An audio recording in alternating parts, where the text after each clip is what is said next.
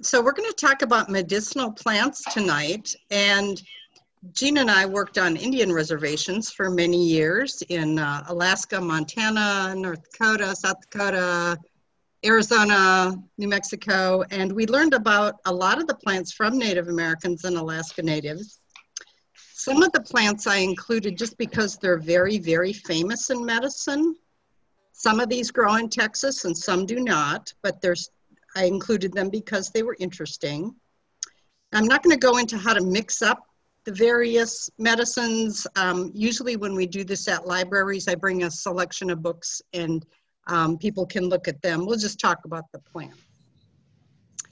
So poultices and potions, tinctures and lotions, pick 'em and brew 'em, kill 'em or cure 'em. The Bible says the Lord created medicines from the earth, and he that is wise will not abhor them. Now, a lot of these medicines have been made from plants for a very, very long time, and they were popular and then they fell out of favor. But in medicine, if you wait 10 years, things that were a good idea a long time ago kind of come back into favor. Sir William Osler, a very famous physician, said, "The philosophies of one age become the absurdities of the next, and the foolishness of yesterday has become the wisdom of tomorrow." Now, many cultures and many individuals contributed to making medicines out of plants and making herbal medicines. The Sumerians, the Egyptians, Chinese, the Hebrews, Hippocrates, who is Greek, famous Romans, such as Pliny and Galen, very famous Roman physicians, the Persians, the Native Americans, your neighborhood shaman, and a woman called Hildegard of Bingen. Now, why are we talking about Hildegard? Hildegard was a German Benedictine nun, and she was a composer of sacred music and plays, and she was a theologian. She's actually Pope Emeritus Benedict XVI's favorite theologian, and she became a doctor of the Catholic Church, one of the few women who were able to achieve that title. She is a saint in the Catholic Church. But why are we talking about her in a presentation about medicinal plants? Well, Hildegard was a gardener, and she was an herbalist, and she made medicines. She was a physiologist, a chemist, a physician, an orthopedic surgeon, and her textbook called Causes and Cures have really stood for 600 years in Germany as the text from about the year 1100 to about the 1700s as the textbook in medicine, surgery, and medicines and how you make medicines out of plants. So one of the reasons I find her so interesting is not only just all of her amazing accomplishments was that, you know, she was born in the year 1098. And in those years, women who dabbled in science or medicine or brewed things up in a pot and treated people with tinctures and potions were considered witches and lost their lives and were frequently burned at the stake. So she was an amazing woman. She accomplished a lot of things. And I've always been very impressed with her as an herbalist and physician. I have to mention a series of books since we're talking about a library program. The Brother Cadfael books by Ellis Peters. If you haven't read them, you might want to read them. Cadfael was a crusader who was wounded and captured by the Muslims in the Middle East, and he became interested in herbal medicines. And when he went back to Western Europe, he became a monk and he became an herbalist. And he also solved murder mysteries because Ellis Peters writes murder mysteries. So it's a fascinating series of books, and it includes a lot of information about herbal medicines and medicines made out of plants. Now, chemicals in plants are called phytochemicals, and there's essentially 5 categories. The alkaloids, which are psychotropics and stimulants, and they're very bitter. And these includes a lot that you already know, such as caffeine, one of my favorites, nicotine, atropine, morphine, and quinine.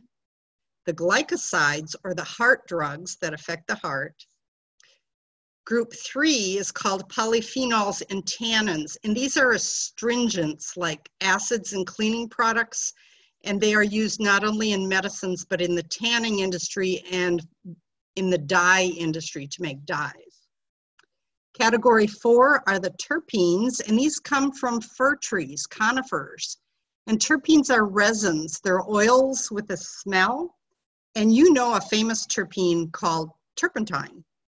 And terpenes are also used in the perfume industry. They're the basis of the perfume industry. Category number 5 are the saponins. And the saponins are steroid-like. So there's steroids like prednisone, betamethasone, dexamethasone, progesterone, estrogen, steroid-like drugs like that. And the saponins in plants are very, very similar to the steroid chemicals in mammals, in humans. Now, if you're a sci-fi fan, in Lost in Space, they always say, danger, danger, Will Robinson. When you're talking about herbal medicines or medicines made out of plants, you have to be sure that the person who made it knew what they were doing. Is this some random thing you just bought in a backstreet shop in San Francisco, or from someone you don't know who made a claim that it really worked? You have to be really careful. The chemicals in plants, the strength varies by the growing conditions, the sunlight, how it is harvested, prepared, and stored. So just like the tomatoes or the green peppers in your garden aren't like the ones in my garden and may not taste the same, the chemicals in plants can vary by the plant. So when you go to Walgreens and you buy a Tylenol, you know exactly how much Tylenol is in that little tablet. When you make a drug from a plant, you don't necessarily know the strength of the drug in that plant. And it amazes me that people millions of years ago and tens of thousands of years ago living in a teepee or out on the tundra or in a rainforest figured out how to make these drugs from plants because they were a lot of times very primitive people, and they must have known some pretty sophisticated chemistry that they were able to make these drugs and treat people without killing them. Now, what is the dose? In medicine, in the pharmaceutical industry, we use the LD50, which is the lethal dose of a medicine. If you took it all at once, the dose that would kill 50% of the people that took it. Now, in plant medicines and other medicines, sometimes the dose that will treat you is very, very close to the dose that will kill you. So a few milligrams is the difference between a helpful dose and a lethal dose. So more is not necessarily better. And always remember that even plain water can kill you if you drink enough of it. Now, in the United States, herbal medicines are marketed as dietary supplements. So the FDA does not regulate dietary supplements the same as your prescription drugs or the over-the-counter drugs at Walgreens or CVS. They're much less stringent. So manufacturers don't necessarily have to prove to the FDA that the claim they're making that this product will regrow your hair or make you beautiful or make you feel like you're 18 years old again. They don't necessarily have to prove that that's true. If it were a drug and it was marketed as a drug, they would have to prove to the FDA that it worked. Also remember that natural drugs and herbal medicines may be contaminated with toxins or heavy metals, or they may not even have the ingredients that are listed on the label. Some plant medicines interact with drugs and can have very serious side effects. If you're very young or very old, they can interact with your prescription medicines, so you need to be really careful. So what does a human living in a cave years and years ago really need? Well, you need something for the respiratory system: cough, asthma, pneumonia. The GI system: constipation, diarrhea, and heartburn. Cardiovascular drugs: if you're in heart failure or your heart is going too fast or too slow, or you have high blood pressure or low blood pressure.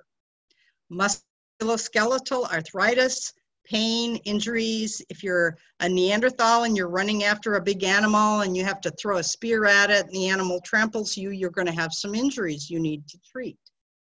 You need something for skin rashes and burns, and you need an antiseptic to clean wounds. The urinary system, you need something for too much urine and something for not enough urine.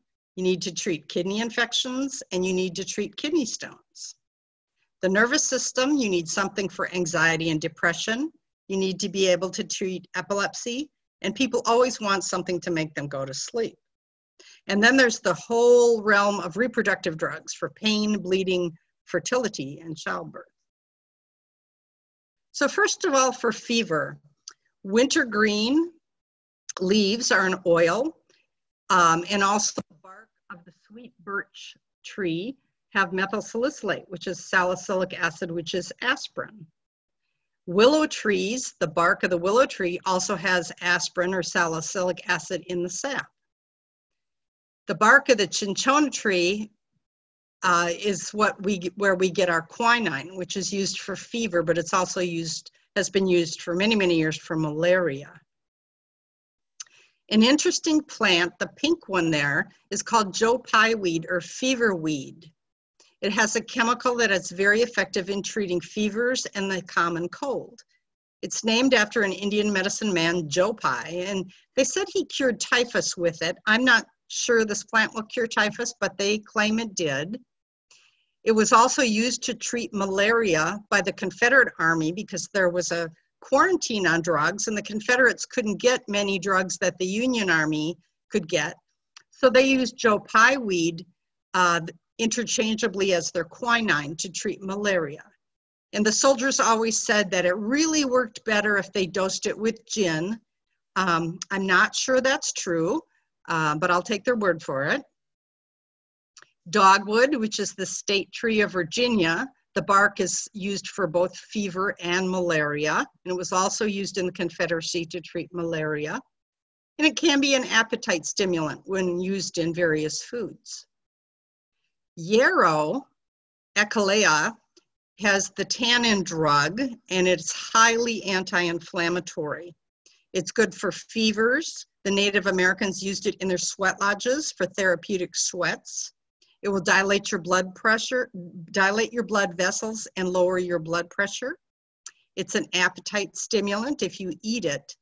And it's called Echinacea because it stops bleeding. The leaves are very feathery like ferns, and Achilles in the Greek wars used them to pack wounds, and the Native Americans did too. They're very fine, leafy, astringent leaves, and so if you get hit with an arrow or a hatchet and you have a big, ugly, gaping wound, you can pack yarrow leaves in it. Cough. You can treat just about any malady with the mint family. Horehound is in the mint family. The Bible calls it the bitter herb. When you boil the plant, it gives off these volatile oils, and people would breathe it, and it would cure their cough. If you eat it, the bitters stimulate your stomach acid, so it's an appetite stimulant.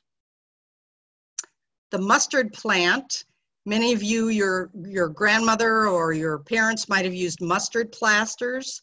This is made from the oil of the seeds of the mustard plant, and it causes blood vessels to dilate, which makes your chest feel better, and you can kind of breathe in the aroma. And it's currently marketed as mustard plasters or Musterol. I think you can still buy that at Walmart and CVS. You can make it into a plaster for the chest or into a poultice. Horse chestnuts are interesting. If you're from Ohio, the Buckeye State, this is the nut off the Buckeye tree. And an extract of the nut is highly anti-inflammatory. And this was really developed in Turkey to treat cough in horses. And I'm a horse person, and it's very difficult to treat coughing in horses. Their lungs are big and they're sort of sideways. So they would boil up these nuts and make a vapor. And then you throw a sack over the horse's head and they'll breathe in the vapors. And that's the same thing that the pioneers treated whooping cough with. in children. It's also been used in a tincture for hemorrhoids, and they say it restores fertility. Now, butterfly weed, we have this in the library garden. You can see it up there at the Mammon Family Public Library, is a milkweed. It's also called pleurisy root. All milkweeds are poisonous. The latex, the white latex, when you break the plant apart, is a heart toxin. It's very, very deadly. So don't eat any milkweed. The caterpillars of the monarch butterfly eat milkweed, but they're immune to the heart chemicals that are in milkweed. People are not immune to this. It's very poisonous.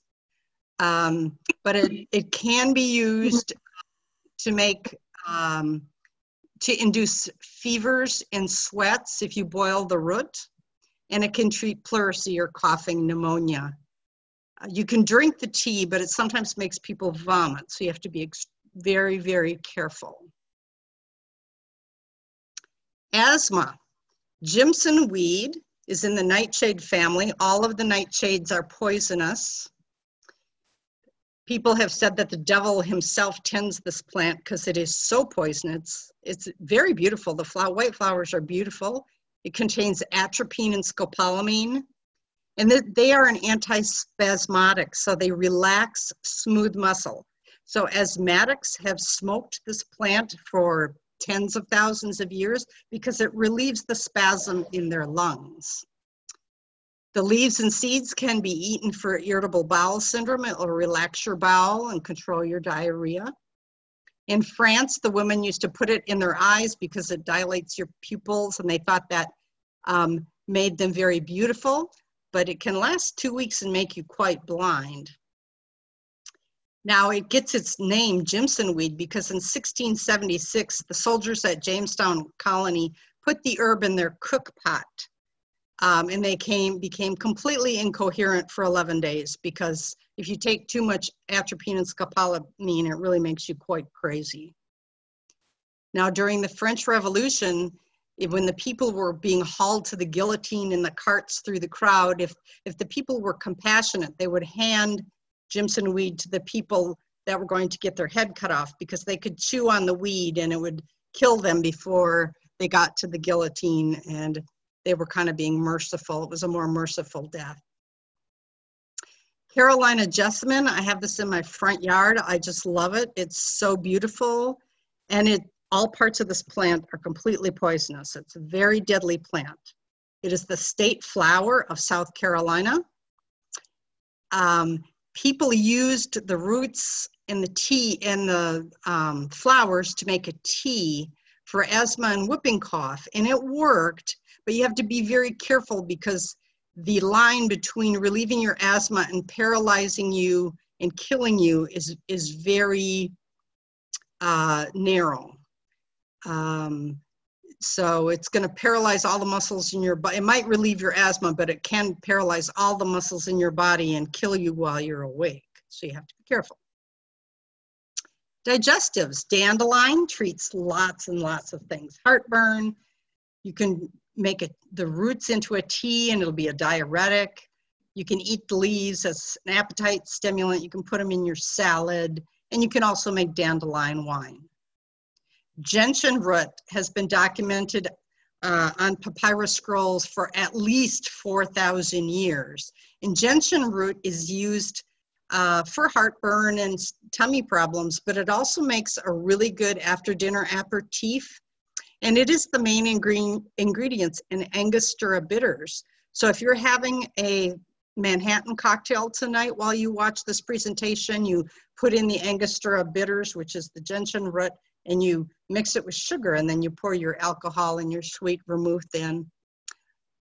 Angelica is called the root of the Holy Ghost. It's a cordial for all distresses. And the Native Americans always carried this in their medicine bags because they can treat about anything with Angelica.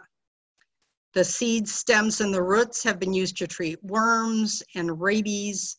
They used it for the pandemic flu of 1918 because they didn't have much to treat the great flu with, so they tried Angelica medicines. And the British like to use the sweet stems in flavoring pastries and of course in their gin and with their vermouth. It's supposed to be very tasty.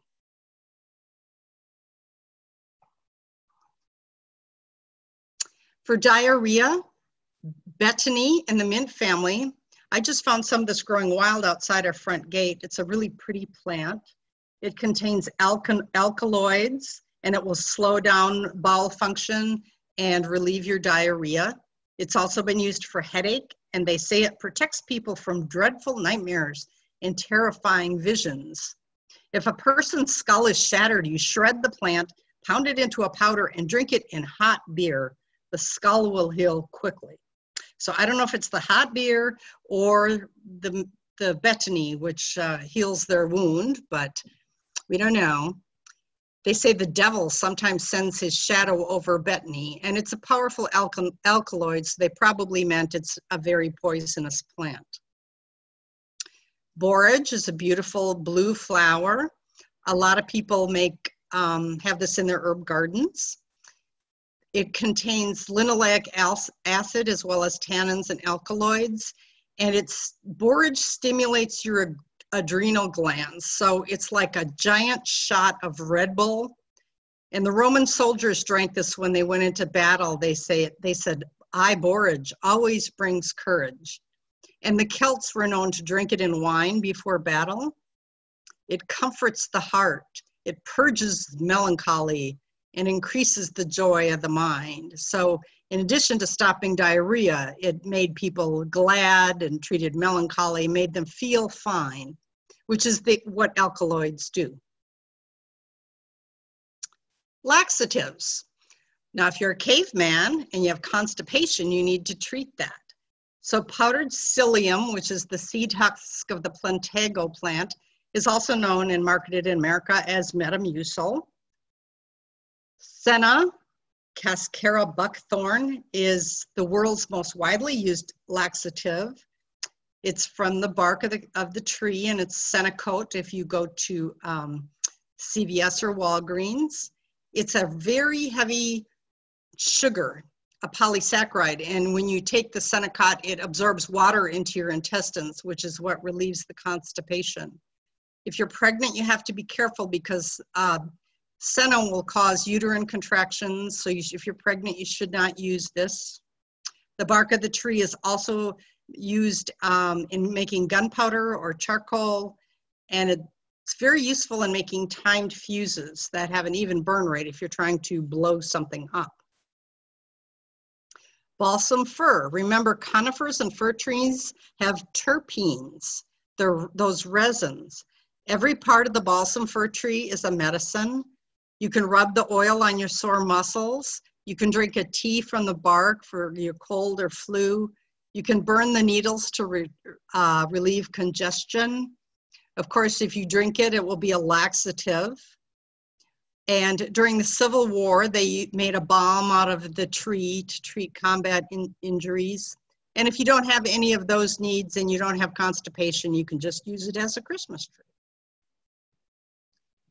Vomiting. Ginger root is widely used to treat morning sickness. We believe it's fairly safe in pregnancy. A lot of college students make up mixtures to treat hangover. People use it for menstrual cramps and PMS. Helonius root has a lot of those steroid-like chemicals. It's called fairy wand. It's used for vomiting in pregnancy. It's all because it is a steroid, a saponin. It can treat ovarian cysts, endometriosis, regulate menstruation, and they say historically it's been used to prevent miscarriages. Now, if you want to make someone throw up, you can use yaupon holly. The berries are poisonous and will make them throw up. In the Revolutionary War, they used it as a tea substitute because the colonists threw all the tea in Boston Harbor, and we didn't have any tea because it all came from England. So the colonists made a black tea out of the leaves as a very high caffeine content. You just have to be careful because you don't want the berries in there because they will make you throw up.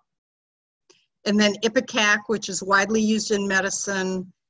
contains a chemical emetine in the roots. So if people accidentally take something, or a child accidentally takes an overdose and you want them to throw up, you can give them ipecac, and that will make them throw up. The ipecac that is used medicinally in the United States is from a tree in the Brazilian rainforest, but spurge in North America, which is a weed, and we have that in Texas, you can make ipecac from spurge. Now, intestinal worms, we don't think about this in the modern day America very much, because worms are not a problem because we have clean water and clean food and safe food. But I know when I deployed to Afghanistan, I learned that up to 10% of the body weight in children in parts of Afghanistan was actually worms in their intestines, because their water was not clean and their food was not sanitary. So worms are a big problem in third world countries. And historically, in the old days, people who didn't have clean food and water would get intestinal worms. So sagebrush is a really interesting plant, and most people just think about it as those dry rolling things in the Western movies that rolls across in front of the wagon train, but it's a really interesting bush. It's in the sunflower family. People think it's a salvia, but it is not. It's a sunflower, and it contains camphor, which is antibacterial and antifungal. Now, they're interesting because just like animals talk to each other, plants can talk to each other. Plants can communicate. So when sagebrush is attacked by a predator, it emits an organic compound into the air, and that is very offensive. And whatever animal or bird is attacking it will not like that chemical, and they'll run away. And neighboring sagebrush will sense that chemical, and they will also release that same chemical to get rid of an attacker. Now, if you're on a wagon train and you're out in the desert, you can break off a branch of this plant. It will treat food and waterborne illness, E. coli, salmonella, staph, strep. You can treat ringworm on your arm or leg. It will kill intestinal worms, amoebas. You can rub it on a bullet wound. You can use it as a hair tonic to make your hair shiny. Women used it to dry up their milk flow when they wanted to wean their babies. You can pick the seeds and grind them into flour if you've run out of flour to bake your bread. And of course, Native Americans burn sage for purification. In the Indian hospitals we worked at, especially if you had a patient die, the medicine man would come in with the family and burn sage and purify the room. Now, sagebrush is interesting also because in the Vietnam War, the Viet Cong had a lot of things embargoed, and they couldn't get medicine to treat malaria. So they hired a young Chinese physician, Tu Yu, and gave her just a little bit of money and not much of a lab, and said, make us an herbal medicine that will treat malaria for our Viet Cong soldiers. So with basically just a little bit of knowledge and not much to work with, she took a 4th century drug formula in Chinese medicine and developed a fantastic drug called artemisinin. And this drug is now the standard treatment for malaria in the world. And for her astounding work, she won the Nobel Prize in Physiology in 2015. Rue is another plant that contains alkaloids and volatile oils. It's used to treat intestinal worms. I just planted about 4 of these in the butterfly garden there at the Mammon Family Library a couple of weeks ago. It will treat worms, but it also induces abortions and promotes menstruation. So you have to be careful if you're pregnant not to take rue. In the Middle Ages, fancy women would carry rue in the nosegays because the volatile oils coming off the plant would drive away lice and vermin. The priests used to use it to sprinkle holy water on people at church, so they called it the herb of grace. And it has been used in a lot of antidotes for poisons from toadstools and serpents. Pumpkins were used extensively by Native Americans as a food and as a medicine. It does treat intestinal worms, and you can also dry the seeds and use them to treat bladder infections. It's a diuretic. It's currently marketed as Hazel, and it is known to treat prostate enlargement in men. Now the heart drugs. The most famous of these is the purple foxglove, or digitalis. Digoxin is the heart drug. Some people listening may be taking that. It is a heart drug. It strengthens the heart in congestive heart failure, and it regulates the rhythm of the heart in the atria at the top of the heart. And I find this so interesting because I can never figure out how ancient medicine men and medicine women, or people, very primitive people, could figure out how to make this drug and make the dosage so that it worked and didn't kill people. It's a highly effective drug. Digitalis and digoxin are still used, of course, today. The hawthorn tree contains a drug which improves the pumping ability of the heart. It also slows the heart and lowers blood pressure. Hawthorn is currently being researched as to be made into a drug to lower LDL cholesterol and triglycerides. Lilies of the valley, sometimes called Ladder to Heaven or Our Lady's Tears. It's a sweet smelling little flower. Does not grow in Texas, grows in the Midwest. All parts of this plant contain cardiac glycosides, which are heart drugs. It strengthens the pumping of the heart, but it also brings on menstruation, so you have to be careful if you're pregnant.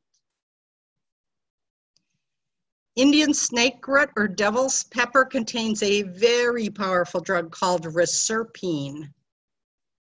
And this drug is used every day in the operating room. Anesthesiologists use this, and emergency medicine physicians might use this. It dramatically drops your heart rate and your blood pressure, and it can drop your blood pressure to 0. This is an extraordinarily powerful drug. Mahatma Gandhi, after a busy day of politics in India, he reportedly made a tea out of the root of the devil's pepper, and he could relax. I don't know how he figured out how to mix it without killing himself, but he was obviously a very smart man. Reserpine has been used in schizophrenia and bipolar disorder, epilepsy, insomnia. It has recently been researched for autism, and it has been used for a very long time for the seizures of delirium tremens for drug and alcohol withdrawal. Now, a drug to raise your blood pressure, Ephedra, Sudafed, or Mormon tea, as that was commonly called in the American West. It's also called Chinese Ma Wang. It dilates your lungs, it raises your blood pressure, it stimulates your brain, it relieves your congested nose, it's helpful in asthma. And the bodyguards of Genghis Khan used it to stay awake because he chopped off their heads if they fell asleep. So it's a great stimulant. Musculoskeletal, native tobacco. You can smoke it. You can make it into a salve for sore muscles or joints. You can make it into a bath soap for hemorrhoids or stings. Of course, King James I said that tobacco was a loathsome custom, hateful to the nose, harmful to the brain, and dangerous to the lungs, and he was right. The poplar tree makes the bark makes a chemical that has aspirin and phenols, and it's called the balm of Gilead, and it is useful for hemorrhoids, sprains, sores. You can make it into a tea for fever, and balm of Gilead was carried by Lewis and Clark on the Lewis and Clark expedition. Comfrey or knit bone contains a powerful cell proliferant drug called allantoin. And we know that it blocks inflammation, it breaks down red blood cells. So if you have a big swollen fracture or a big bruise on your arm or leg, you can use this to make either a tonic that you drink, or you can make it into a salve. People used to use it for back pain, bone healing, and recently it's being investigated for the treatment of liver cancer and cirrhosis. Now, skin itching. Everybody knows witch hazel. It's been around forever. The bark contains tannins. It's the active ingredient in Tux for hemorrhoids. It's great on your skin.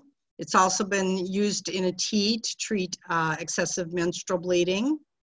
Sea oats are the main ingredient in a vino. So if you've ever treated a child for chicken pox and you put them in the bathtub with the Aveeno bath mixture, it'll relieve their itching. And tea tree oil is used for about anything. I love tea tree oil.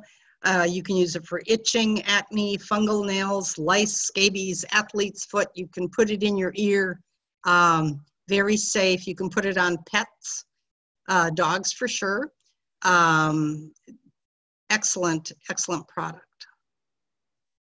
Larkspurs are in the buttercup family, and they grow well in Texas. And the leaves and the seeds are very toxic. And out of the seeds, you can make a delousing agent to kill lice and itch mites.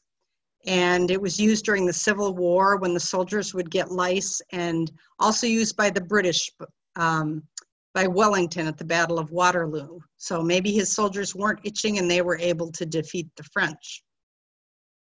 Purple coneflower is antibiotic. It's antiviral. It stimulates the immune system.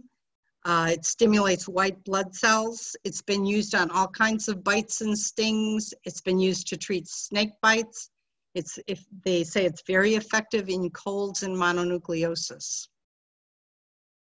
Marigolds have several different chemicals that are antibacterial, antifungal, and anti-inflammatory. It treats the skin disease impetigo, which is the one children get, that crusty red rash. You can put it in your eye for conjunctivitis. It does bring on menstruation, so if you're pregnant, you have to be careful with any chemical from marigolds. And it really repels insects well. So if you plant it in your garden, it will keep some insects away from your vegetables. Pine tar is the result of carbonizing pine wood, and this has been used at least for 2,000 years as a medicine.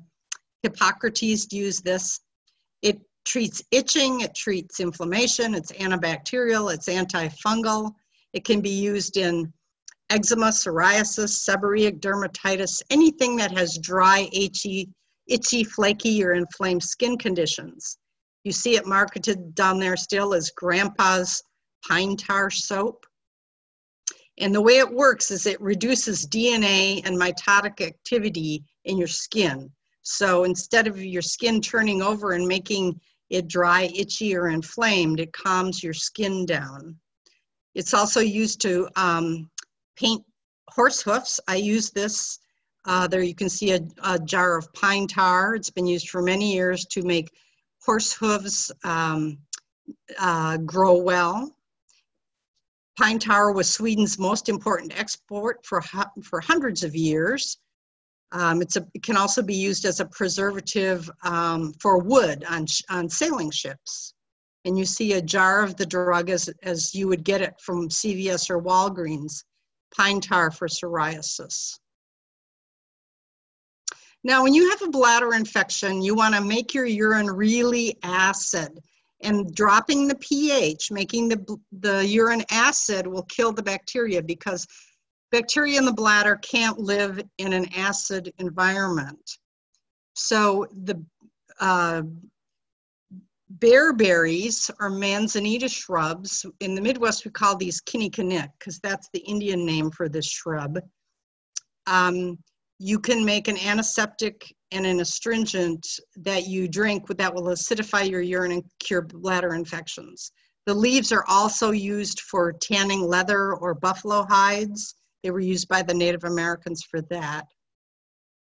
The mallow family, there's lots of plants, rose mallow, hibiscus. They contain phenols, which are anti-inflammatory. When used as a tea, they can prevent kidney stones, or you can make them into also a astringent for your skin, for sores and stings. And you can breathe the vapors, and it will treat cough as well. Now we all have a lot of juniper, ash juniper, or cedar as people call it in Texas. The leaves and the berries are a diuretic, and they are an antiseptic for the urinary tract. You can also flavor your gin. So if you like to have a gin and tonic, you can put a little juniper in there. Gives it a nice flavor. People use it as an herb when they cook wild game. Or you can make your cedar tea and drink it in September, and it will help your cedar allergies. This is a really important drug. Couch grass has a very important drug called mannitol. And it's used all the time in the United States and around the world during surgery. What it does, mannitol blocks water reabsorption in the kidneys. So it pulls water out of your body. So if you're in the intensive care unit and you've had head trauma or your brain is swollen from an accident or a fall, the doctor is going to want to pull that fluid off your brain, and the drug mannitol will do that. If you have severe glaucoma and they want to reduce the pressure in your eye, mannitol will pull the water out of the lens of your eye. It's used all the time during renal transplants and heart transplants and heart-lung machines. This is how the anesthesiologist is going to pull extra water out of your body. Now, how primitive people knew that couch grass did this, I can't even begin to imagine, but it's been known to do this for millions of years. The nervous system, mistletoe, the Norse god of peace gave it to the goddess of love, so people kiss under mistletoe at Christmas time. The tea made out of the leaves will lower your blood pressure and slow down your heart. People make various teas for rheumatoid arthritis. They say it relieves panic attacks and helps epilepsy. And currently it's being investigated as an anti-cancer drug. Henbane has kind of a bad reputation because it's in every witch's brew and all the flying ointments to make your broom fly. Talk about henbane. It has powerful atropine drugs, scopolamine, hyoscine. These are very poisonous, very powerful drugs. It is a great sedative, painkiller, and it relieves horrible muscle spasms. So this has been used in Parkinson's disease, various kinds of nerve pain.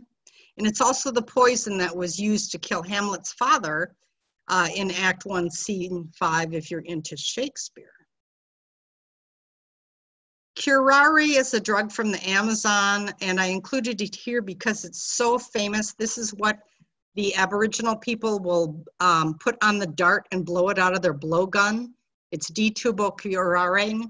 The only place this is ever used in medicine is in the operating room, usually in brain surgery or neurosurgery. It slows down your heart, it lowers your blood pressure, and it is used for terrible muscle spasms like polio, tetanus, lockjaw, rabies, epilepsy. It's been used for strychnine poisoning, where all your muscles are locked up. It causes complete muscle relaxation, which is good if you're treating polio or tetanus, but it will stop your breathing eventually and paralyze your diaphragm, and it will stop all the electrical activity in your brain. So it's very, very dangerous, but it has its place in certain brain surgeries and other illnesses. Depression, lemon balm causes the mind to be merry. It has polyphenols, it's antiviral and antibacterial. It's been used for depression, anxiety, and insomnia. It's been used in people with agitation from Alzheimer's disease. In the Middle Ages, people mixed it in their after dinner drinks, their cordials, to help them relax and be merry. It does promote menstruation, but it does treat menstrual cramps as well. St. John's wort is very, very famous. We know how this drug works, the drug from this plant. It acts on messengers in your nervous system that regulate your mood. So many, many people use St. John's wort for depression. It's been used for tuberculosis, and people use it for exorcisms. I've never been to one, but that's what I read. Sleep. Poppies, of course. The latex from those seed capsules contain alkaloids, morphine, heroin, codeine, all kinds of good stuff. You can use them for pain, sleep, toothaches, aphrodisiac, and of course they're extremely addicting.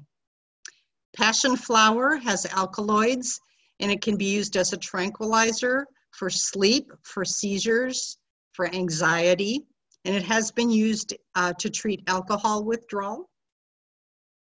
Valerian is very commonly used for restless legs syndrome and for anxiety and for people who use it for sleep. Hops are very interesting. We all know them because they're used as a flavoring and a preservative for beer. They will relax smooth muscle, make you nice and relaxed while you're watching the baseball game and having a beer, watching television. It's good for irritable bowel. It will treat Crohn's disease. But hops has a lot of estrogen in it. So female hop pickers in Germany would actually absorb so much estrogen through the oil in their hands when they picked hops that they would actually lose their menstrual periods. So hops, highly estrogenic. The English Parliament called it a wicked weed, and Henry VIII said it promoted melancholy. I don't know if Henry VIII is really one to give anybody any advice, though. Hundreds and hundreds of drugs for menstruation and childbirth. Black cohosh or squash root is from the buttercup family. It contains natural estrogens. It's been used for cramps and in starting labor. Viburnum is a wonderful bush. I have two in the front yard. They're very deer resistant, and they contain coumarins and are used for the control of menstrual cramps and heavy menstruation. Shepherd's purse controls bleeding as well. It has those steroid chemicals, the saponins, and it was widely used by the British in World War I to control bleeding on the battlefield. Vitex, or the chaste tree, contains progesterone. So it's the same chemical that's in the drug Provera, and this controls heavy menstrual bleeding. Doctors will prescribe 10 milligrams of Provera once a day for a week to control heavy menstrual bleeding, and it's the same drug progesterone which is in the Vitex. They say it cools the heat of lust because it blocks estrogen. It's progesterone. Now, wild yams, which you can eat, of course, because they're like a potato, they also have steroid-like chemicals, and this was the source of progesterone in the early contraceptive pills in the 1950s and 60s. Progesterone is a very difficult chemical to synthesize in a chemistry lab, so they got all the progesterone from wild yams in the 50s and 60s. It can be used to treat cramps and threaten miscarriage. And people use various mixtures for room. They say it works for rheumatic diseases. There are over 30 chemicals in the creosote bush, which is an ugly plant, grows in the Mojave Desert where we used to live. It's called, the Native Americans, the Mojave Indians call it greasy wood. This plant breathes only in the morning, and then it closes its leaves so it doesn't lose any water. If you're lost in the desert, it always faces the southeast. So you look the way the leaves are pointing and you will never be lost. It grows in giant clonal colonies, just like Texas live oaks do. And there's a king clone, a big creosote ring in the Mojave Desert that's one of the oldest living organisms on Earth, and it's almost 12,000 years old. It's the most drought-tolerant plant in North America. It can live 2 years without a drop of water. It has chemicals that prevent animals from eating the leaves. Jackrabbits will eat it if they're really, really starving. There are 22 species of bees that feed on the plant's flowers. And the Native Americans use this to treat syphilis. It's also been used to treat chickenpox, tuberculosis, snake bite, menstrual cramps, etc. The Mojave Indians make it into a salve. The Mojave Indians used to be great runners in the desert for extreme distances in hot sand. So they would get cracks on their heels. And They would use this salve. You can use it on burns, and I've seen people use it on saddle sores in horses. You can also take the twigs and put them in your campfire, and when the leaves burn, it will keep bugs away from your campfire.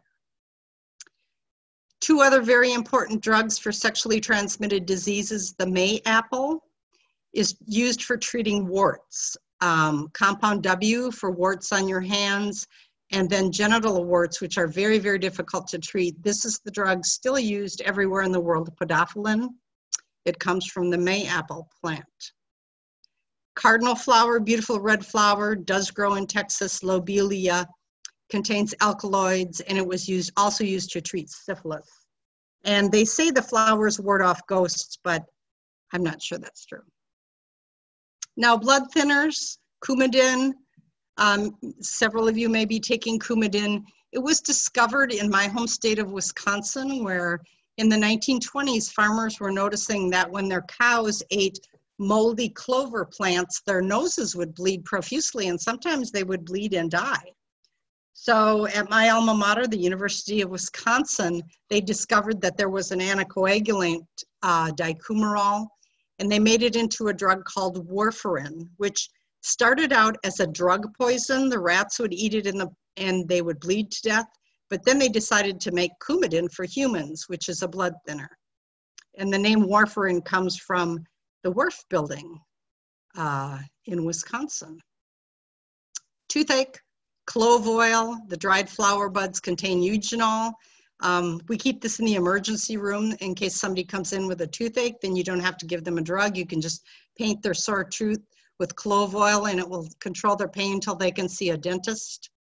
The bark of the prickly ash or the toothache tree, this does grow in Texas, is good for toothache. And the button bush, I have one of these in my yard. You can chew the bark for a toothache.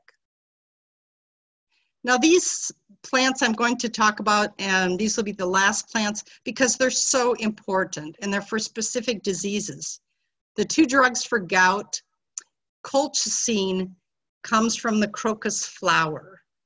And it comes from the little root, the corm underneath the flower, the root that grows in the ground. And it is still made, this drug colchicine is still made from crocus flowers, which of course blossom in the spring around Easter. They're very beautiful. It's really hard and really difficult and expensive to make colchicine in the chemistry lab, so they still get it from plants and make it into colchicine.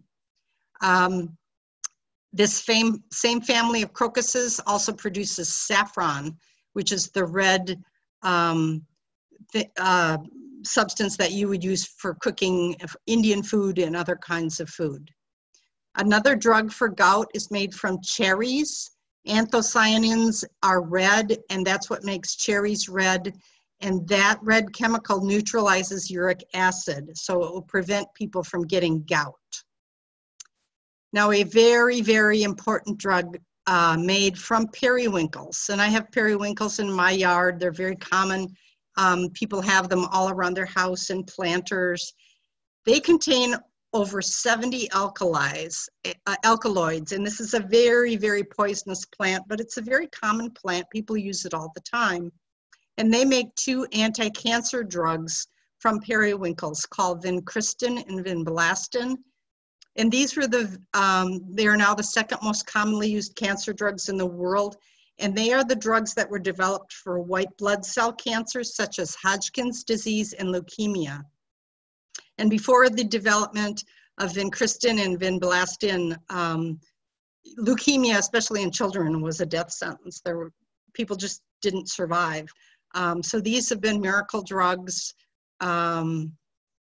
Really great drugs, very toxic, but they work really well. And ancient people called it the violet of the sorcerers and felt that it warded off evil spirits. But of course they knew it was a very, very poisonous drug, but we've been able to make a really, really valuable medicine out of it. So that concludes my presentation.